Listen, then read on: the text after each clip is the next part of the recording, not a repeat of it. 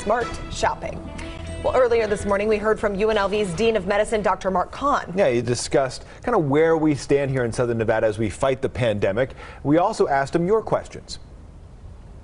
It's interesting, I think a lot of folks, when we talk about vaccine hesitancy, they don't trust how fast the vaccine was created, how fast it's been approved by the FDA and so forth, and how fast the public has been receiving it. Pregnant women, for example.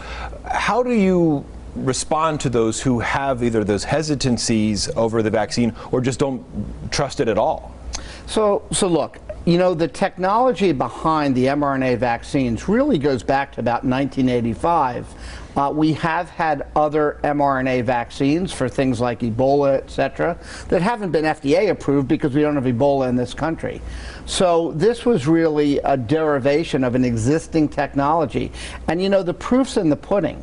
With billions of doses of vaccine given now, this is a safe and effective vaccine.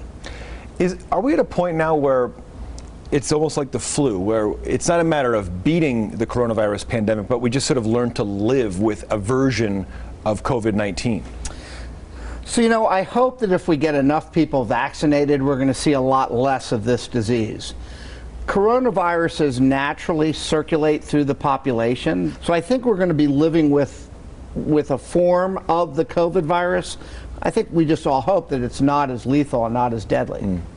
Let's get to some viewer questions. We have some questions we'd asked the public to submit their questions for you, as we knew you were going to be on. Here's a question from Stu, who says he got the single-dose J&J vaccine back in April, trying to find out whether or not the Pfizer or Moderna vaccine gives higher immune response for a booster. You can really mix and match. There is some data that suggests that if you got the Pfizer vaccine and you boost with Moderna, there may be a more robust immune response. So it's certainly not wrong to do that. But I don't think we have the data really comparing head-to-head to say one way is better than another. What is known is people who've been vaccinated need to get a booster shot. Final question, I believe, comes from DJ, who talks about asks why masks are mandatory indoors everywhere except for restaurants, a place where we're all constantly opening our mouths, leaving saliva on the rims of glasses, utensils. She knows they need to make money too, just curious. I think that goes back to the idea that we were talking about before of some of the regulations that are still in place. Is it a bit confusing, I think, for some members of the public to see what's allowed and what's not allowed? I don't know how to respond to that, but there's some sort of confusion, I think, among some of the public. There's science and there's public perception. The science would suggest that we should be wearing masks as much as possible. But then there's a practical reality. You can't eat and drink through a mask, right? So when you're in a restaurant, you know, you still have to lift the mask to eat and drink. The amount of time that you keep the mask on, though, is really going to determine how good the protection actually is.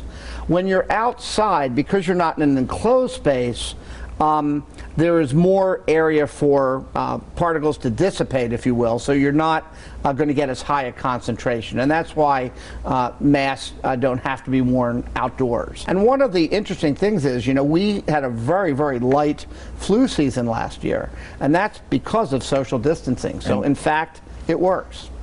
Well, Dr. Kahn, good to see you once again. Good to see you in person, and have a happy Thanksgiving. Happy Thanksgiving, John. Thank you for your time. Appreciate it. Folks, get vaccinated.